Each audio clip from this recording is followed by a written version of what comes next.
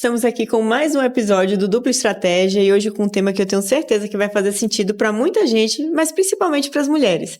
Nós vamos falar sobre saúde e imagem como ferramenta de vida, carreira e identidade.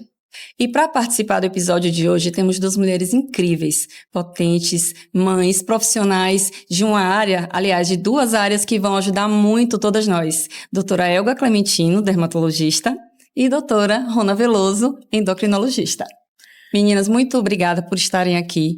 A gente está muito feliz de receber vocês. É uma honra para a gente. Nós que agradecemos, né? Muito obrigada. Mas me diga, então, vou começar perguntando diretamente à doutora Elga, e o doutora vai ficar só aqui na abertura, viu, gente? De agora em diante é Elga e Rona. Exato. E a gente quer falar com vocês, para começar, sobre os desafios da mulher moderna, essa sensação, né, de que a gente está sempre tão sobrecarregada com o trabalho, com a família, né? Com todos os aspectos da nossa vida. Você acha que isso influencia também quando a gente não está se sentindo bem com a nossa imagem e como a gente pode equilibrar, não é? Essa balança, digamos assim. Gente, isso é incrível como é que influencia, né? Eu quero agradecer o convite a vocês, queridas. Muito obrigada. E falar sobre esse tema é o meu dia a dia, né? É o que eu vivo mesmo, é a minha rotina, né? Como mãe, como profissional, como dona de casa, como empreendedora. Então, assim, é uma cobrança muito grande. Só que o que me chama a atenção, não sei se com vocês também, mas assim, a cobrança principalmente é minha. Então, eu falo muitas vezes para mim mesma para eu poder, assim, ser um pouquinho mais complacente comigo, né? Eu me cobro que eu tenho que estar bonita, tenho que estar com a unha feita, tenho que estar com o cabelo arrumado, a roupa tem que estar impecável. Então, assim, isso tudo demanda um tempo, demanda uma energia que, assim, muitas vezes a gente está esgotada. Sim, sim. Poxa, e assim, vamos... acho que a gente precisa ser mais humana, né? Pegando o seu gancho, Elguinha, agradecer para as meninas também, né, pelo convite. Eu acho que é isso, a gente precisa ser mais generosa e até realmente é um trabalho diário de dizer, não tem como dar conta de tudo. Não tem como ser a melhor mãe todos os dias, ser a melhor profissional, ser a melhor dona de casa, ser a melhor amiga. São muitas demandas, né? Eu acho que tudo tem um ponto positivo e um ponto negativo. Equilibrar a balança é um jogo, né? A gente trabalha e quanto mais a gente amadurece, a gente vai conseguindo compreender isso. Mas é importante realmente tirar esse peso um pouquinho. É um trabalho diário, você vai aprendendo, né? De que um dia você vai ser melhor numa coisa, outro dia você vai ser melhor em outra, né? E principalmente nem tanta comparação, né? Eu vou além. Eu já tive uma percepção, pelo menos comigo, não sei se com vocês acontece isso, que eu tenho fases. Tipo, tem uma época que eu tô super dedicada à minha skincare, doutora. Super cuidadosa, fazendo todo passo a passo direitinho. Não fala skincare, que você sabe que eu durmo de maquiagem. Mentira, doutora. E aí eu percebo que nessa época eu tô muito focada nisso, focada nos treinos, sem falhar, fazendo a minha alimentação de maneira mais regular, certinha. E aí eu já começo a falhar em outros aspectos, já não consigo me concentrar tão bem no trabalho, já não consigo me dedicar tanto aos estudos, a alguma coisa que eu esteja querendo aprender de novo. Em outros momentos eu tô super focada no meu filho, super focada nas necessidades dele, em outros eu sinto que eu não tô sendo a mãe tão presente que eu costumo ser. Então eu tenho uma sensação de que a gente, ao tentar equilibrar todos esses pratos, a gente acaba dando prioridade a alguns, em alguns momentos, outros caem de vez em quando, quebram, e eu percebo que a gente não consegue equilibrar de verdade. Eu acho que é uma tática natural de sobrevivência. Sim. Eu enxergo dessa maneira, porque isso que acontece com você também acontece comigo, eu tenho certeza que com você aí também que está escutando a gente. Esse equilíbrio é tão difícil de a gente encontrar, que para conseguir manter mais ou menos, a gente vai deixando um pouquinho outras coisas de lado. Mas, assim, eu acho que essa visão de que o todo nunca é possível. Ser perfeita, né? Perfeito, nunca vai ser possível. Tem até um filme, né? Como é que ela consegue? É muito legal. Já uma mulher assim, que ela quer fazer tudo e aí a vida dela vira uma bagunça porque ela quer seguir uma outra mulher que é assim e depois ela descobre que é uma farsa, que a mulher não é perfeita. E isso agora com as mídias sociais, né? Isso fica muito perigoso quando você não tem um entendimento, né? De si, da vida que você quer, de quem você é. Porque se você fica ali né, rolando a telinha da rede social, onde... Porque a graça da rede social, é óbvio, é você postar o que tá tudo bem, mas ninguém sabe ali por trás, né? O esforço da academia, a birra do filho. Sim. A gente só posta que tá bacana, né? O problema de relacionamento, um problema de saúde, uma perda, um problema financeiro. Então, a gente quer postar ali o que tá bom, mas por trás... Eu queria pegar esse gancho por falar essa questão da rede social. Aconteceu uma coisa hoje aqui no estúdio, eu tava conversando com as meninas antes da gente começar, e aí elas começaram a falar sobre aparência. Aí é uma coisa bem interessante para você, Guinha, porque a gente tem um problema sério hoje, essa questão de aparência. Porque elas estavam falando sobre pessoas que estão se transformando em outras coisas, né? Que eu vou dizer coisas, me perdoe o termo, porque elas falam, gente, as pessoas estão deformadas, elas estão virando Frankensteins, né? Por quê? Por que a gente está vivendo esse momento? Então, o que você acha disso? Essa grande preocupação com a aparência e está muito linkado com o surgimento da rede social, essa autoimagem, essa grande exigência, principalmente dessa geração, a geração que é um pouquinho antes da gente, tá muito associada com a ideia de a busca pela perfeição, através da perfeição do que o outro acha que é perfeito, Sim. não necessariamente o que os filtros, né, e tudo mais. Filtros, isso. Então, isso tem adoecido a população em geral, gente. Eu recebo com muita frequência as pessoas que chegam com o celular na mão. Nossa. Eu quero assim, doutora, eu quero meu nariz assim, eu quero meu queixo assim. Só que esse assim, a pessoa esquece o seguinte, que quando você tira uma foto em selfie, ela é distorcida. Sim, é um ângulo, né? O ângulo é distorcido. A luz. Muda seu nariz. Retoques, né? talvez. Então, assim, tem uma distorção calculada em mais ou menos 20%. Então, interessante essa estatística, eu não sabia. Tem. E aí, às vezes, a pessoa chega com aquela ideia de que o nariz não tá legal e você olha, porque você não tá vendo a imagem espelhada, você tá vendo a pessoa. E vai mostrando para ela que não é. Então você tem que desconstruir uma imagem que foi construída naquela cabeça em função de uma tela de celular. Nossa. E assim, o trabalho maior hoje no consultório é você desconstruir.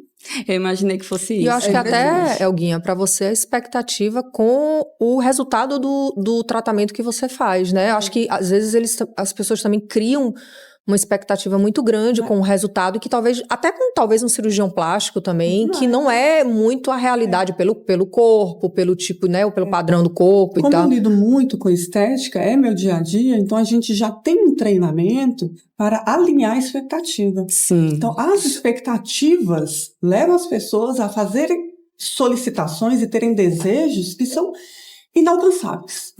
Grande parte das vezes são inalcançáveis.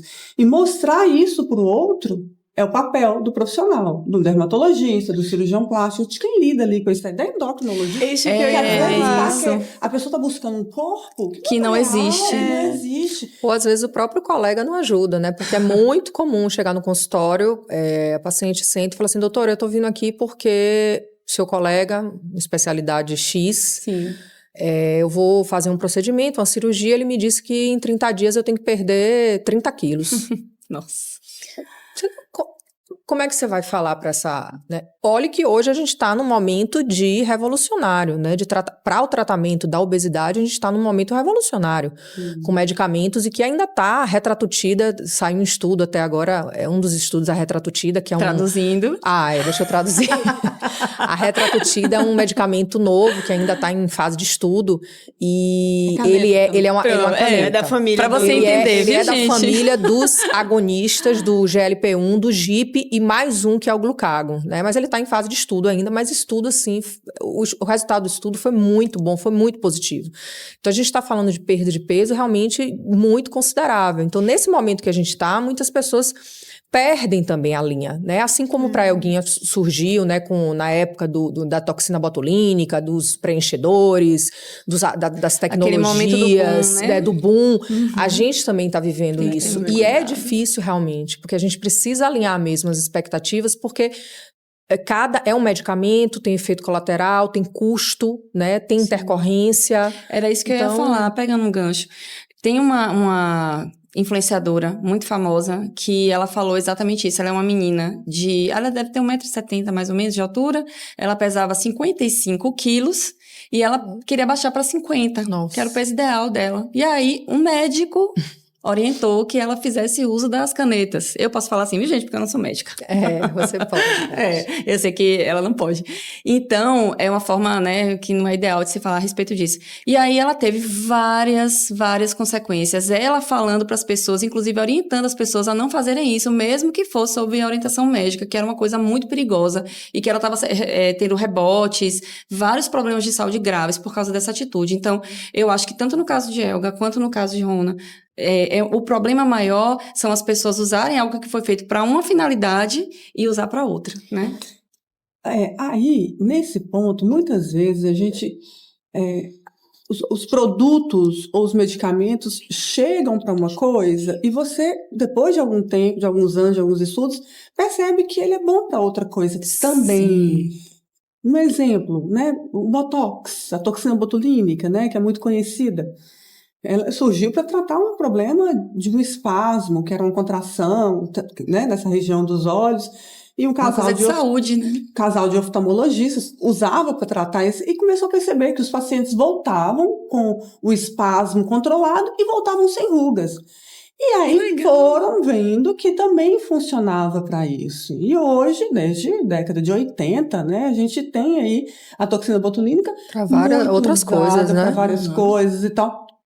Mas é muito comum um medicamento chegar para uma finalidade, como as canetas chegaram aí para ajudar o tratamento do diabetes, e está vindo agora para emagrecimento. Exatamente. E vou estender. E outras coisas, né? Dentro da dermatologia, já as canetas mostrando vários benefícios para tratamento de doenças crônicas. Que legal. Psoríase, alguns quadros de dermatite. Nossa, para mim isso é novidade. Né? Isso por conta do processo inflamatório mesmo. Ela reduz o processo inflamatório. Ainda tem muita coisa para vir e para se conhecer a respeito dessas canetas, mas a questão relacionada com o emagrecimento é um problema. Sim. É uma solução, mas às vezes é um problema. E a gente tem que ter muito cuidado, tem que ter muito discernimento para quem a gente está... com quem a gente está consultando, quem que está prescrevendo isso para gente, né? De onde está vindo esse medicamento. Né? Eu vou além, quando a gente estava falando da imagem e da distorção de imagem que hoje acontece, né? As pessoas transformando seus rostos, inclusive ficando parecendo uma produção em série, todo mundo muito parecido, os corpos estão indo no mesmo caminho. E aí entra muito além das canetas emagrecedoras, a gente vai para a questão dos hormônios, não é? E todo mundo ficando, inclusive, com a cara igual, o pescoço igual, o corpo igual. E a gente sabe que é um risco ainda maior, né, do que as canetas, né? Esse uso de hormônios, assim, de maneira deliberada. Com certeza. Esse entender, para mim, eu brinco, né, dizendo que eu sou old school. Então, eu não consigo entender esse padrão de beleza que se impõe hoje, né, de uma mulher. Nós somos biologicamente diferentes, né? Nós temos isso é uma coisa que precisa ficar clara, né? Ter os mesmos direitos, temos, todos. Entre mulheres e homens. Entre as mulheres e homens, assegurados. Mas nós somos biologicamente diferentes. Então, é isso que nos permite engravidar, ter uma formação de corpo diferente, uma deposição de gordura diferente. Então, eu sempre digo, testosterona, que é o grande questão, né, que todo mundo fala, os derivados da testosterona, isso não é uma coisa nova. Isso é uma coisa que está aí há um bom tempo. Então, até hoje, não teve nenhum respaldo laboratorial, ninguém prescreveu testosterona, não tem prescrição de testosterona, não tem fórmula laboratorial para mulher de testosterona. Então, você vê uma mulher usando testosterona, você já sabe. Tá usando. Sim. E é comum perguntarem, e por que você não prescreve? Muitas vezes até já pergunta para a secretária, ela trabalha com um hormônio bioidêntico, ela prescreve isso, e aí você vai ter... Ela coloca chip. Ela coloca chip, aí você vai ter que desconstruir essa ideia do porquê. Se tudo que fosse bom, né, a gente, como fala, droga, provavelmente para quem usa, né, é bom. Mas e os efeitos deletérios, né? E o vício, e toda a tragédia, a consequência, né, que vem por trás. Para esse prazer. Então é a mesma coisa, eu não posso dizer que usar testosterona não vai trazer coisas boas. Claro que eu vou melhorar a performance, eu vou diminuir massa gorda, né? Eu vou definir, né? Você vai alcançar, mas às custas de quê? Esse é o ponto. É como a gente tem um filósofo jovem, como é o da agora? Ele é até famoso, ele faz muito... Ele é contemporâneo, ele fala, não é Pondé, me fugiu o nome dele aqui agora. Ele fala assim, essas pessoas que vendem a alma pro diabo pela beleza, vai ser simplesmente um cadáver bonito, né? Porque você tá ali se arriscando para ser um cadáver bonito, porque você tá jogando um único bem inegociável que você tem, que é a sua saúde. Porque não tendo isso, não adianta ter todo o resto. Né? Então... Tem até um filme com Glória Pires, é até antigo esse filme, que é assim, né? Ela é obcecada pela beleza, malha todo dia, faz vários procedimentos, acho que ela tá vive sempre se cuidando. E aí, de repente, ela morre. Aí mostra ela no enterro dela mesmo, né? Ela, meu Deus, tanto brigadeiro que eu deixei de comer, e esse corpo, os bichos vão comer, se não é justo. Isso, ela é uma dermatologista. Que cria alguma fórmula, né? Pra ficar jovem. Isso, ela é obcecada pela beleza, juventude, e de repente ela morre e aquele corpo realmente vai ser um cadáver bonito. Mas eu acho que a gente tem que voltar, né?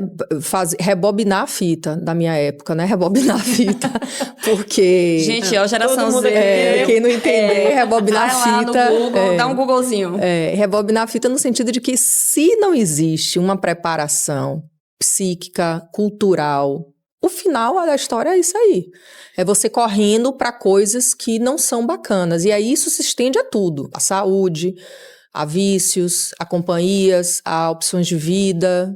Mas eu vou rebobinar a fita aqui agora para voltar para um ponto que realmente a gente também não pode negar. Seria hipocrisia da gente dizer que essa busca desenfreada pela aparência perfeita, a gente esbarra na questão de que a gente precisa realmente ter cuidado com a nossa aparência para se sentir seguro e para, de repente, estar aqui falando para a câmera e estar mais desenvolto. O rendimento é muito melhor quando você está se sentindo bem consigo mesmo. Então, o equilíbrio é que é o segredo, né? Com certeza. É impressionante. O dia que você se arruma mais. Você se sente mais, diferente. Você sai toda arrumada, produzida, e vou atender, eu vou falar em público, eu vou fazer alguma coisa, você tem muito mais segurança. Sim. Né? O dia que você tá ali com o cabelo sujo, aí você faz um rabo. A unha tá descascando. Você já fica ali escondendo a mão. Hoje eu também, hoje eu tô assim. Escondendo os dedos. Hoje eu não tive coisas tempo. De mãe. Coisas de esse mãe. prato aí você deixou cair. Hoje eu deixei cair. São tantos, né, gente? É muita injustiça. Então, eu acho que assim, é importante a gente, eu pelo menos, eu sou vaidosa, eu gosto de me cuidar, eu me sinto bem me cuidando do meu corpo, indo pra academia, treinando, querendo colocar aquela roupa que vai ficar mais legalzinha se eu tiver um pouquinho mais enxuta. Então, assim, e tá tudo bem. Sim. Ok, né? O que a gente está falando são as coisas que extrapolam. É o que vai muito ali do patológico mesmo. Sim. Chega no ponto de patologia. E você tem que ter um limite. Que a gente até chama, né, da dismorfofobia. A pessoa se olha no espelho, tá ali magra, com 50 quilos, 55, e tá achando que tá gorda. Aí vem todas as outras coisas associadas a isso. Então, é disso aí, é esse problema. Agora, aquele autocuidado que faz a gente se sentir bem, mais segura, com autoestima. Isso aí, ok, gente. E isso reflete na nossa vida profissional, né? Trazendo um pouquinho para, né, o gancho principal que a gente quer falar aqui, da mulher ter vários pratos para administrar, mas um deles, eu diria que um dos mais importantes, gente, desculpa, eu sou workaholic. Não, mas você tá certíssimo. É o trabalho, né? É o trabalho, é o empenho. Quando você é empreendedora ou quando você não é empreendedora, mas você lida com pessoas, né? Aquele dia a dia ali, tendo contato com pessoas. Então, você precisa realmente desse momento de olhar para si e pensar, poxa, tá bacana aqui. Não, aqui não tá tão legal, preciso dar um jeitinho ali, né? Arrumar o cabelo ou arrumar, né, minha aparência. Enfim, a gente queria saber de vocês, né? Trazendo essa pergunta. O que vocês acham? Começando por Rona. Como é que afeta na nossa vida profissional essa questão da gente ter que cuidar do corpo? Para você, qual é o caminho ideal de cuidar do corpo, mas sem exageros, para que você continue sendo saudável e produtiva? Eu acho que, primeiro de tudo, entender que é atrelado à saúde. Logo que a gente pensa em estética, mas eu digo isso todo dia. Isso é algo que todo dia no consultório eu tenho que falar. Hoje a gente sabe que a menina dos olhos é músculo, então eu falo todo dia, não adianta, ir pra academia não é uma opção, tem coisas que pra gente não é opção, Tem que fazer. Você acorda todo dia, você tem que escovar o dente, você vai tomar banho, você vai escolher uma roupa, você vai pro seu trabalho. Eu acho que essa questão de, eu tenho que amar tudo, não necessariamente. E muitas vezes você começa a amar depois de fazer. Então, eu acho que cuidar da saúde, começando pela atividade física, e muitas vezes eu também tento desconstruir um pouco isso com meus pacientes. Eu atendo pessoas mais humildes, pessoas com a condição melhor, né? Então, às vezes, você não precisa estar na melhor academia, misto, você não precisa estar com um personal para poder malhar bem, você pode aprender. Hoje a gente tem aí na internet, você tem treino, você tem pessoas, dá para fazer sim. Você não precisa ter o melhor nutricionista, o nutricionista mais caro, ou comprar, como eu ouço muito dos meus pacientes, doutora, eu não posso fazer dieta porque é tudo muito caro. Não. Você pode fazer dieta com cuscuz, com ovo, com outras coisas. Então, dá para se cuidar e isso vai se refletir com certeza no trabalho, na saúde. Porque se reflete na saúde, você vai se sentir mais disposta, você vai ter vigor para ir atrás dos seus objetivos e é uma cadeia, né? Sim. E as inseguranças, elas partem muito mais, acredito eu. Nós somos aqui 4 mulheres, né, maduras. A gente tá numa fase que as coisas pesam um pouco mais, né? Não tô nem falando das pálpebras. Também pesam. Inclusive, filho, que tá pesando. Mas que a gente sabe que tem a questão, quando você vai chegando ali perto do climatério, né? Você vai chegando naquela fase onde realmente os hormônios, né, já não são os mesmos. A pele já não é mais a mesma. Então, aí eu acho que o desafio maior tá aí, né? É verdade. Aí eu vou ser. Eu tava esperando. Fala um pouquinho sobre Paty, você. você tava falando sobre mim, por acaso? Eu tô sobre Sim, você. não entendi. Não, é porque esse meu ano, né, 2025, foi o ano da perimenopausa. Que é aquele período que logo antecede a parada, a interrupção, né, da menstruação do ciclo. Então, assim, meu ano de 2025, eu estou vivendo ainda, né, essa perimenopausa e com todas as mudanças que ela traz. São e com muitas, todas as demandas que essa mudança vai te exigindo, né? Então, a disposição para o treino, ela muda, gente. A característica do fio do cabelo muda. Os cremes que eu usava não fazem mais efeito. A pele ficou seca. Eu sempre tive pele oleosa. De repente ela tá seca. Oi? Entendeu? Como assim, Onde né? foi? Que hora foi isso que aconteceu? E, assim, a flacidez de pele também é uma coisa, assim, que é muito mais impactante. Então, esse ano eu vivi isso na pele. Tenho acompanhamento, fiz exames e tudo. Comecei a minha reposição, né? Minha colega está aqui para poder me ajudar nisso aí. Essas reposições, quando são feitas nesse momento, ajudam muito, né? Maravilhoso. A gente enfrentar a questão do sono, da questão do humor. Tudo isso precisava ser controlado. Nossa, ainda bem que esses hormônios me ajudaram muito. São feitos de maneira muito controlada, né? E tal. E eu falo com todas as mulheres. Eu tenho as pacientes que estão envelhecendo junto comigo. Eu estou envelhecendo junto com elas. Então, a gente conversa sobre isso.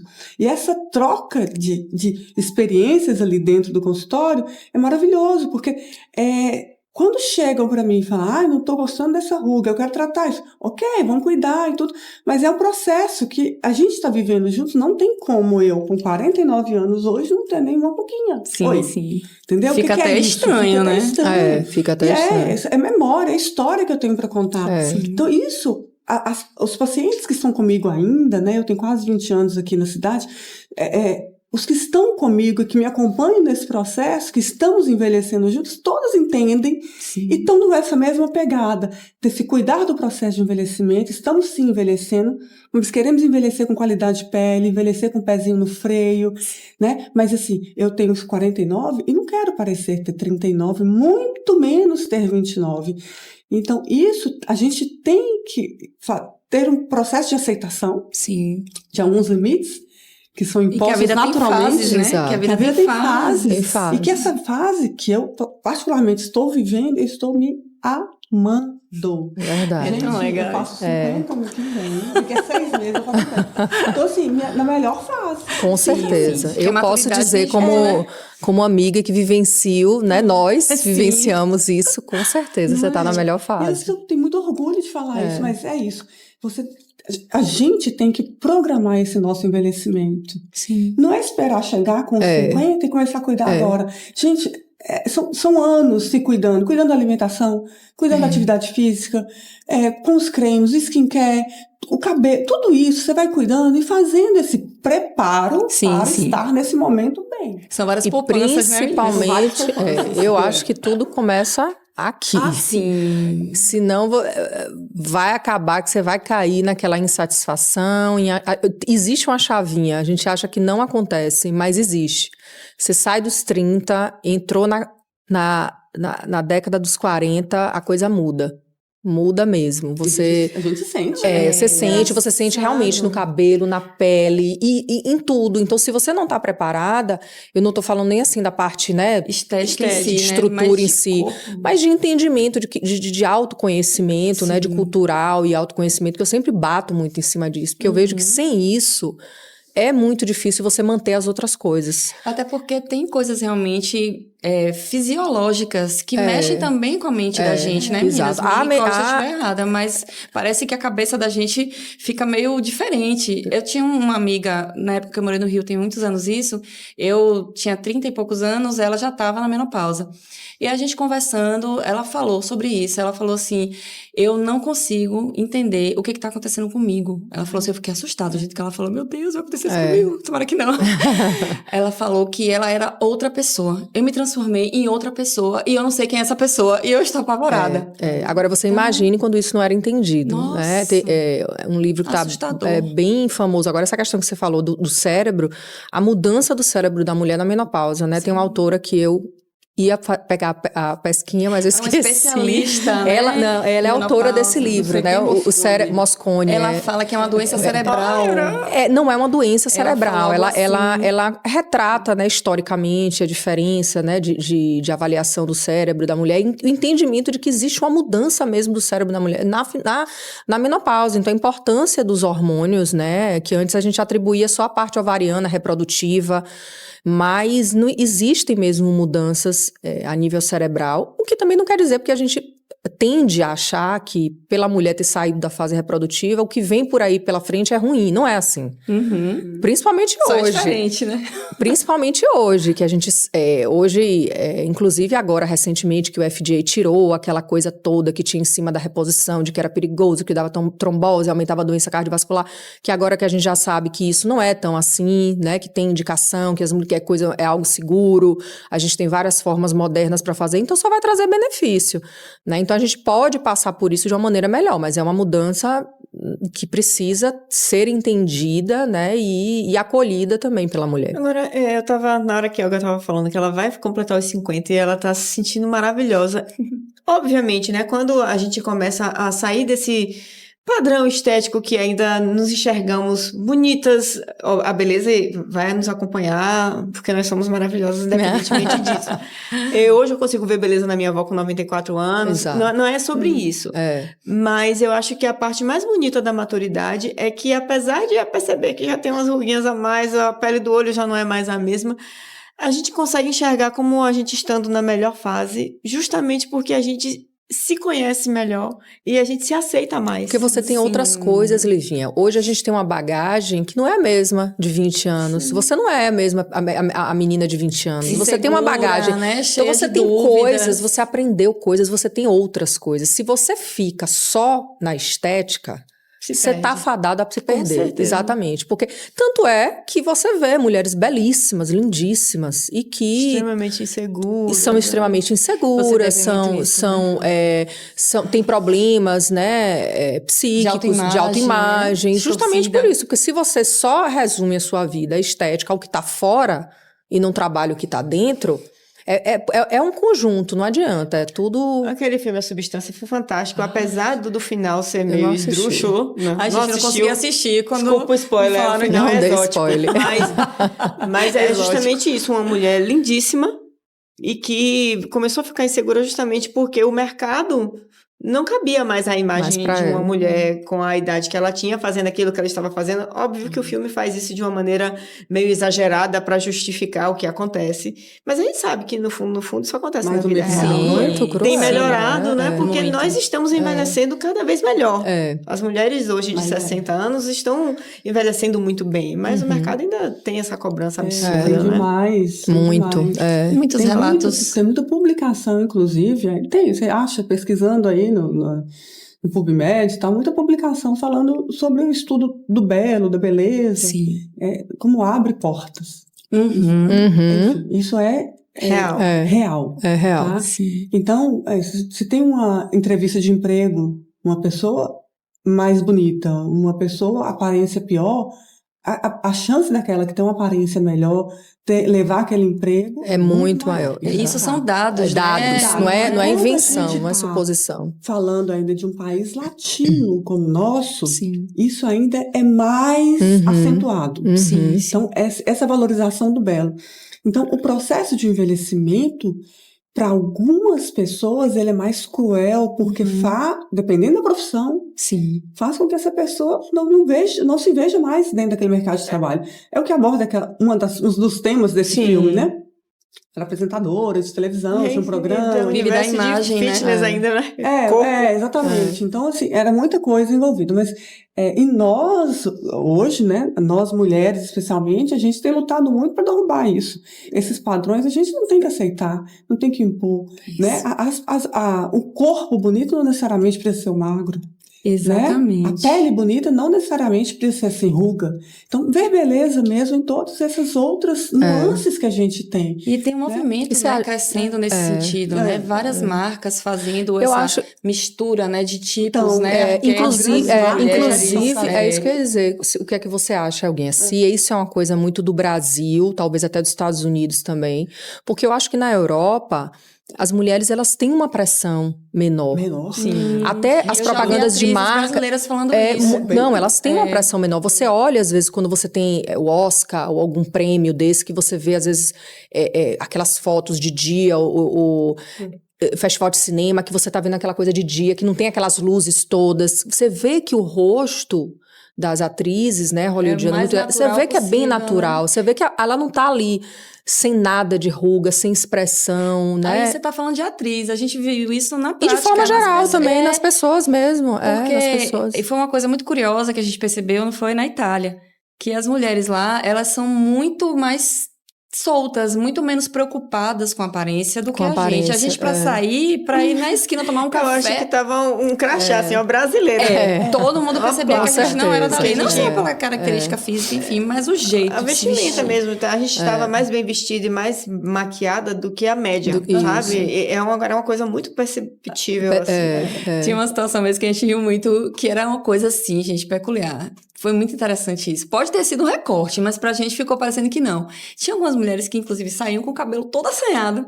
E, assim, com alguns elementos, assim, no cabelo, parecendo que ela acabou de acordar e saiu daquele jeito. Elas são muito... Mas Eu chego até inveja um pouco Eu acho isso, também. porque a gente se cobra tanto. E, assim como o Elga falou, eu também... Hoje eu me considero uma pessoa vaidosa que eu não era antes. Eu gosto de... Eu não saio mais de casa sem me arrumar minimamente. Eu me recuso a sair de casa do jeito que eu acordei. Tipo, a italiana, que você tá falando eu saio. Você consegue? Eu não consigo mais. Mas eu também não sou obcecada a ponto de estar sempre maquiada. Não é isso. Eu esqueci o que eu ia falar. Eu que te interrompi. Relaxa. Sabe o que eu acho mais interessante? Que de nós 4 aqui, por incrível que pareça, eu vou falar, viu, meninas? A mais despreocupada é Elga. Ela é muito leve, gente. É uma coisa incrível. Também, né? Com essa pele maravilhosa. Ela pode. Mérito dela mesmo. Mérito dela. Gente, eu fico impressionada. Eu tô com uma base aqui, mas assim... Eu muito leve. Eu falo isso com minha paciente. Eu adquiri, nunca tinha tido. Comecei a reposição hormonal por causa da perimenopausa. Eu ganhei um presente, que foi o melasma. Você acredita? Nunca tinha tido, tive 2 gestações, passei, assim... Ilesa. E eu, com toda a informação, com todos o acesso, com ferramentas, todos os cremes, né? os clareadores, os melhores protetores, os equipamentos, tudo. E tenho melasma. E ele tá aqui. Então, assim, eu sou bem tranquila mesmo, sou Muito. relax. Eu acho que isso, eu acabo passando isso muito pros meus pacientes. É uma inspiração pra gente, né, Minhas meninas? amigas, né? Porque Sim. eu acho que a vida tem que ser assim. Uma coisa engraçada, a gente falando aqui de ser relax, eu costumava muito ir trabalhar muito muito à vontade, muito Bem despretensiosa. italiana. Bem italiana. Até porque eu pensava assim, francesa. Eu vou botar o jaleco, ninguém tá vendo minha roupa, eu prendia o cabelo, fazia um coque, e assim eu trabalhei durante anos. Um belo dia eu falei, não, agora eu já terminei minha especialidade, eu vou começar a me arrumar um pouquinho. Aí comecei a chegar um dia com o cabelo meio preso, meio solto, tirei o óculos, comecei a botar lente. Aí tá todo mundo, os próximos assim, doutora, você é diferente, né? seu Todo mundo cabelo é nota. comprido, não sei o que, e você não sei o que. Aí você começa a perceber que realmente, As pessoas observam. né, observam. E voltando até fazendo essa comparação, e realmente isso às vezes me incomoda, porque eu não costumo me incomodar de olhar o outro, de reparar, Sim. né? E aqui todo mundo repara muito, olha muito, muito. E né? as pessoas, te interrompendo, amiga, mas Não. as pessoas linkam qualidade do serviço daquele Com profissional da área. isso, com a aparência. Nossa. Ela é endocrinologista. Se eu estivesse acima do peso, como é que ela vai poder cuidar do meu peso? E a doutora E uma aqui, coisa se não tem tiver nada a ver com a espinha? outra, né? Entendeu? Então, assim, você é julgado o tempo inteiro.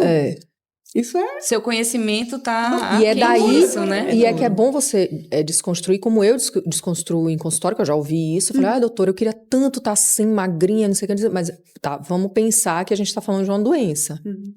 A gente não está falando, assim como você traz falou a do pessoa pra melasma. realidade, né? Todo mundo pode ter, a gente está falando de uma doença. Então, tem que realmente colocar o pezinho no chão, né, Mas hoje eu me arrumo, gente. Hoje eu vou mais arrumadinha pro consultório. Mas, meninas, pra gente começar a caminhar para o final do nosso papo, que tá incrível, por mim, Tá, a gente ficava aqui até amanhã. Como esse projeto, né, de mulher em construção, eu queria fazer uma indagação para vocês. Se vocês pudessem resumir qual a maior mentira que contam para nós mulheres sobre corpo e envelhecimento, o que vocês diriam? por... Rona. Que as novinhas são melhores. Isso é uma grande mentira. Isso é uma grande mentira. As mulheres, eu acho que dos 30 em diante, a mulher ela é fantástica. Tá voando, né, menina? Eu acho que você tem um nível de conhecimento, lá vou eu voltar de novo, um nível cultural, bagagem, um savoir-faire que faz a diferença. Eu acho que dá eu acho que se tudo fosse beleza, a gente mora num país de mulheres lindíssimas, belíssimas. Mulheres, eu acho as brasileiras Foi lindas. Eleito, viu? O país das mulheres mais bonitas As do brasileiras mundo. são muito bonitas. Então, mas nem tudo é só beleza, nem tudo é o externo, é um conjunto. Aí a gente vai voltar pra tudo. A gente vai voltar pra Elguinha falando da parte da estética da pele, vai voltar pra mim falando do peso e dos hormônios, mas não é só pele e hormônio.